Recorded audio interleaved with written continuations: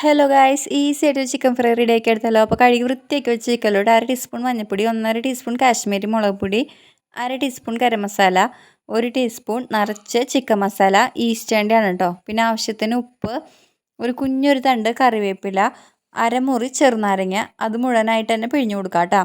ചെറുനാരങ്ങ ചേർക്കുമ്പോൾ നല്ലൊരു ഫ്ലേവറും കിട്ടും, ചെറിയൊരു പുളിപ്പ് ടേസ്റ്റും. ഫ്രൈ ചെയ്ത് വരുമ്പോൾ നല്ല ടേസ്റ്റ് ആയിരിക്കും കേട്ടോ. പിന്നെ 1 ടീസ്പൂൺ നിറച്ച് ഇഞ്ചി വെളുത്തുള്ളി ചതച്ചതും കൂടെ ചേർത്ത് കൈ വെച്ച് നല്ലപോലെ മിക്സ് ചെയ്ത് എടുക്കാം കേട്ടോ. അപ്പോൾ മസാല നല്ലപോലെ ചിക്കനിലോട്ട് പിടിക്കണം.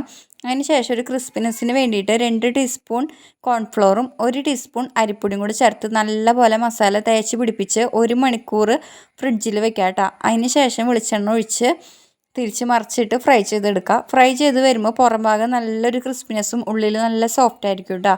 വീഡിയോ ഇഷ്ടമായി ലൈക്ക് ചെയ്യുക, ചാനലൊന്ന് സബ്സ്ക്രൈബ് ചെയ്ത് സപ്പോർട്ട് ചെയ്യുക. അതുപോലെ നമ്മുടെ റെസിപ്പി ഒന്ന് ട്രൈ ചെയ്ത് നോക്കണേ. ഓക്കേ.